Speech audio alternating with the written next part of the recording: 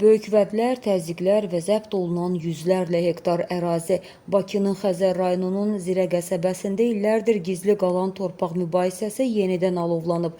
Sakin Şamil Musayev ailəsinə məxsus qanuni 12 hektar torpaq sahəsinin təxminən 15 il əvvəl əlindən alındığını iddia edir. Vətəndaşa başqa yerdə torpaq veriləcəyi vəd edilsə də, nə mülk əvəzi ödənilib, nə də kompensasiya verilib. Bəs vətəndaşın torpağı hansı nəhəng massivə birləşdirilib? İddiaların arxasında tanıdığı bir imza boylanır.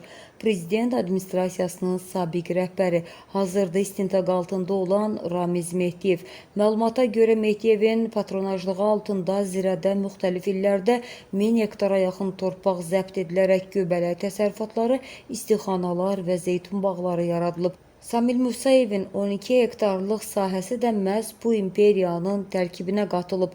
Vətəndaşın haqlı tələbinə isə Mehdiyevin adamı, göbələk Feyruz kimi tanınan Feyruz Rızayev hara istəyirsən şikayət et deyərək hədə-qorxu gəlib.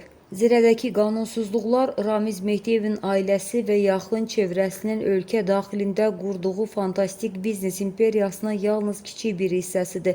İddialara görə sabiq məmurun ailə üzvləri və kürəkəni keçmiş deputat İlham Əliyev tərəfindən Abşeronun Novxanı və Saray bağlarında 155 hektar, Qubanın Xınalıq kəndində 50 hektar, Şabran rayonunda isə başqa bir sahibkara məxsus 100 hektarlıq meyvə bağları ələ keçirilib. Siyahı bununla bitmir. Maştağada Qarina Mehdiyevanın adına 892 sot, Bakı ətrafında qızı Kamilə Əliyevanın adına 240 sot torpaq, Tbilisi prospektində Villa Əhmədlidə 16 mərtəbəli yaşayış binası və 5000 kvadrat metrlik Grandezza ticarət mərkəzi bu ailənin nəzarətindədir. Mehdiyev hazırda hüquqi prosedurlarla üz-üzə olsa da, onun yaxın çevrəsi və adamları hələ də zəbt olunmuş mülklər üzərində nəzarəti saxlamağa və vətəndaşları təhdid etməyə davam edirlər. Sakin Samil Musayev isə bu nəhəng korrupsiya mənzərəsinin içərisində özünün 12 hektar torpağının taleyini gözləyən yüzlərlə vətəndaşdan yalnız biridir.